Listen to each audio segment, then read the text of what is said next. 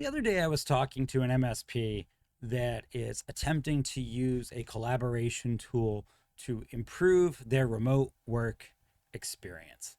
And this got us into an interesting conversation around work from home versus work in the office versus hybrid work, and really which one of them is the best. So on Spicy Monday today, I want to deviate from the track I've been on the last few weeks. Don't worry, we'll come back to certifications. And I want to talk about remote work.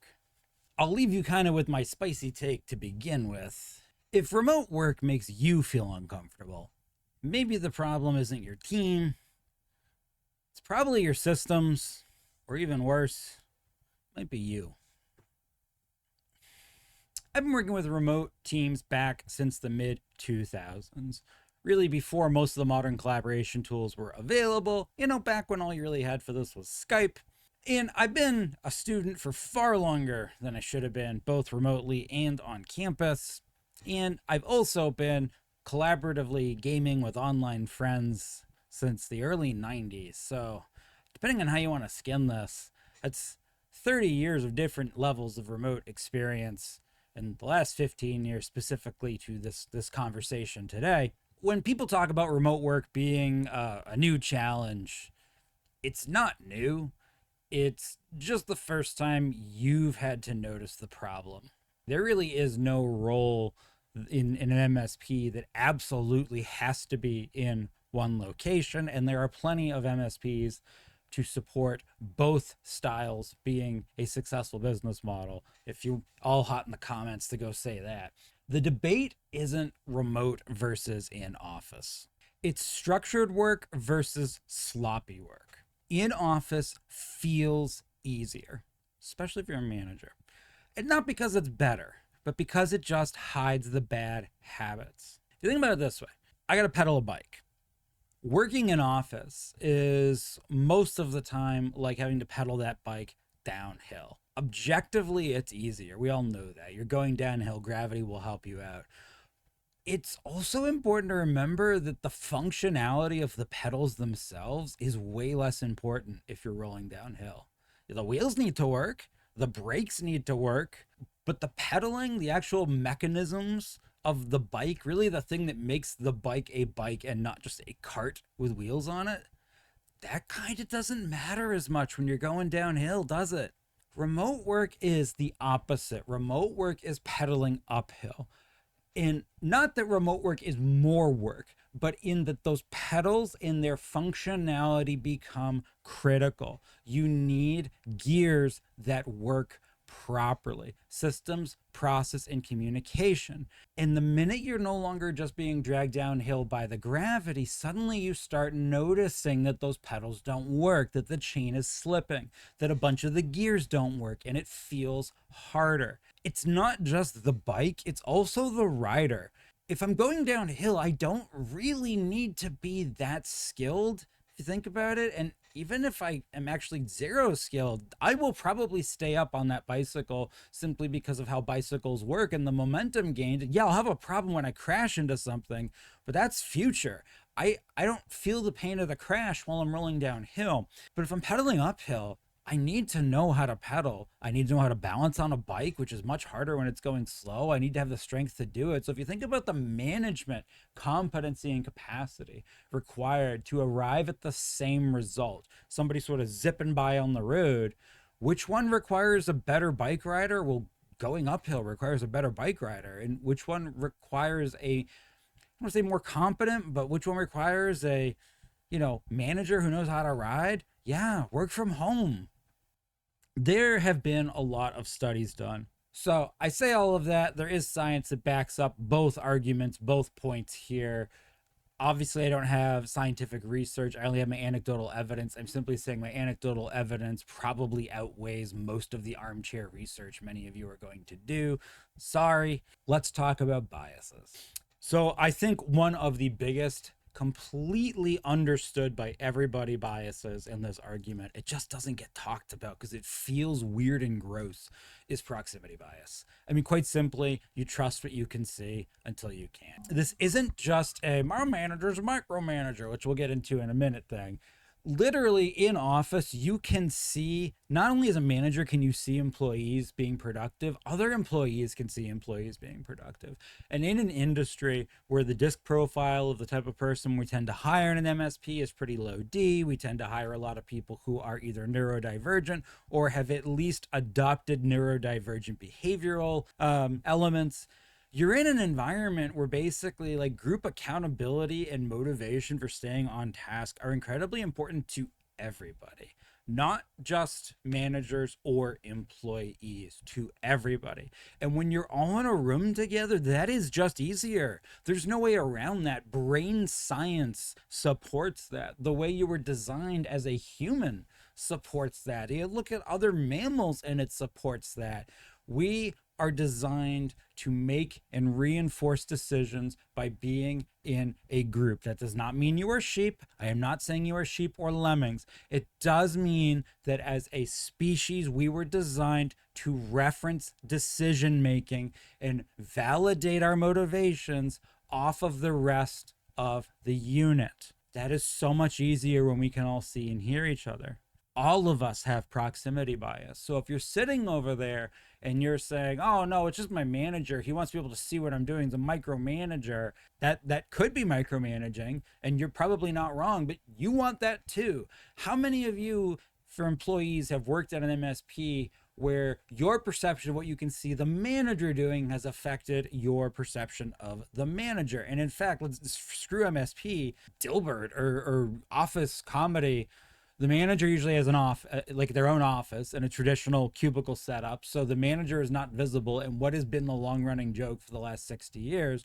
What does a manager do? Nothing, right? Because you can't see it. So if you needed validation that everyone suffers from proximity bias, there you go. There's then that element, and this is the second one that I think plagues work from home, and it plagues managers a little more, control bias. You feel more in control in the office, but it doesn't mean you actually were. I can tell you right away, this was the biggest challenge I had with remote work, and it became even more of a challenge as our MSP grew and we had offices in other locations that I could not be in. A large part of how I managed was I perceived, whether this is true or not, personal antics. Y'all know I'm a nonsense person. My personal antics, sort of theatrics, the way I spoke, delivered, timing, all of that played a large role in my perception of control, in the immediate validation, whether it was real or not, that I got from seeing people's faces react to me, gave me a sense that I was more effective at managing and was therefore more in control when I could see people. That's probably not true, and that's probably not supported by anything other than my own brain chemistry working against me, but I want you to think about this for a minute. As a manager or an owner, you likely suffer from this exact same bias. Control bias does not mean that you're a megalomaniacal sociopath in the office who is in control. It's your perception of being in control, specifically your perception of everybody aligning to whatever you've put in front of them. That is way harder to figure out remotely than it is in the office. This one's a really funny one because this happens in office as well. We tend to forgive it more quickly if we can see the person. So attribution bias is basically would boil down to a remote failure means it's the employee's fault. An in-office failure means it's the system or the environment's fault. You know, so an employee who doesn't do what I would want them to do, or what Monday morning quarterbacking Dean would have done, where I saw them do it, heard the rest of the room, had the context of the environment and all of that, I'm far more likely to look at that employee in an in-office setting, at least in an MSP, and go, oh, well, it sure seems like Susie made the right effort and did the right things. It must have been everything else around them. Work from home, in my mind, I've removed all of that. And so there should be no reason why Susie isn't perfect. And I've lost out on the ability to basically mentally be in Susie's shoes for a minute. And so it starts to look like it's only Susie's fault. This works both ways. Employees can feel the exact same way about their managers. And the thing that's really funny about this is the failure rate is probably pretty darn close. Either way, the things that the employee is getting wrong are probably equal parts their fault and the system's fault, regardless of the location, which is pretty funny that we all do this and project this way. But that is another massive bias that affects our ability to really look at this properly. The last one, and this once again applies to a lot of people. This applied to my old office, funnily enough, is status quo bias. Quite simply that we love comfort. In fact, I would argue, and it's something that I do argue when I talk about employment and employee retention, I call it weaponized comfort. The single biggest thing you can do to retain and keep employees happy is keep them comfortable. All the elements of being an employee, it's a lot easier for everybody to sort of group propagate a sense of comfort or discomfort when we're in the office.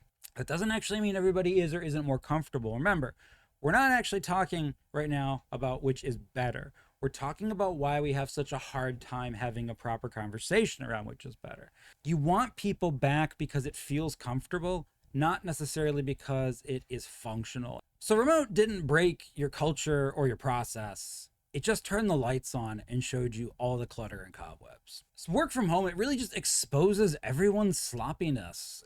Most employees don't actually know how to report on their work.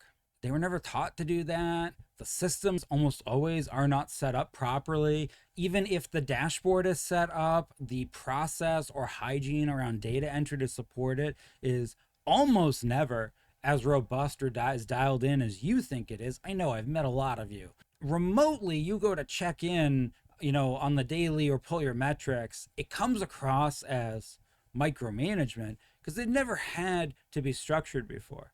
And you flip the mirror, most middle managers don't really know how to manage, especially in this industry. Outside of sort of walking the floor and asking how's it going, many orgs, especially MSPs, they've never built reporting or documentation habits because the office culture covered up the gaps. I was guilty of this for a while. A lot of us kind of understand, especially in the middle management. When I'm talking about middle management, I mean the role. So if you are an owner executive performing a middle management role, this still is you. Many of us loosely understand the goal, and we sort of get the gist of what needs to happen to get to that goal. Most of you have no idea how to actually connect those dots. If I keep the bike riding example, most of you understand I'm supposed to stay up without crashing and move this wheeled thing from point A all the way down to point B. That's the goal. I get that. And I understand the gist that a human sits on this and they move their legs, and by moving their legs, it moves forward and, whatever. That's about the data and process and reporting maturity many of you have. If you're listening to this right now and you're like, no, I have my shit together, I know all of that. Okay, let's get on a call. And let's talk about a metric at your MSP that you think is important, and then let's break down exactly how the data gets there. And I bet you there is a greater than 50% chance I will be able to basically figure out where your understanding breaks down and you don't actually know what's going on. I'm not saying that to pick on you, I'm saying that to highlight this fact here. Almost all of us suffer from this. And unless you were fortunate like I was, where you got to a point where this could be your only job for like 6 months, learning how all the data actually feeds into what I want myself, not just parroting that information, this part isn't going to improve at all. So you come across like a micromanager remotely for employees that objectively are frustrated because they don't actually know how to show you what they are or aren't doing. So if remote work feels like it's not working for you, if remote work feels like it's not working, ask yourself this: are your expectations actually clear? Are your processes actually solid? Are you just kind of hoping that if you pulled everyone back to the office, everything would be nostalgically better like it used to be? And if that's what you're really thinking, I have news for you. Anything we want to make great again, it requires that it actually was to begin with. In a lot of cases, it probably wasn't. We were just riding that bike downhill and we got those nostalgia glasses on. So do me a favor this Spicy Monday. If you have set up if you're entirely work from home, if you're hybrid, if you're considering pulling your employees back to the office, whatever your model is here, basically, if some element of remote work is driving you crazy right now, or is frustrating you, or just feels like it isn't working, I want you to take some time this week to reflect on why that actually is. Think about the processes you have, and think about me when I clock in for the day. I have a set of tasks I need to do. I have something that demonstrates what good looks like, and I should have some sort of, defined, repeatable way to arrive at what good looks like and show you that. Is that actually as dialed in as you think it is? Never mind working from home. Is that as dialed in as you think it is in any situation? And my guess is going to be, in most cases, probably not. On the offbeat chance, for whatever you thought up in your head it is, that's fantastic. Is it written down as clearly as you understand it? And does everybody in the room know where to find where it's written down as clearly as you understand it? And if that's a yes, which fantastic, are all of your employees on the same level of agreement with you around that? Because I will tell you, I have worked for and been a part of remote organizations that have had incredibly well-structured process design and have had executive leadership that thought that their processes were infallible when the entire employee base was almost repeatedly articulating that the processes were not infallible. And I will also point out, if you are expecting all of your employees to generate all your processes, then what do I need you for as a manager? So, take a look at all of that. Do a rigorous self-assessment and then come back and determine, is it really gonna fix anything if you bring them all back to the office, or are you just riding that bike downhill? Oh shit, I never learned how to brake. And that is a thorn bush I'm about to slam into. Nah, fuck that.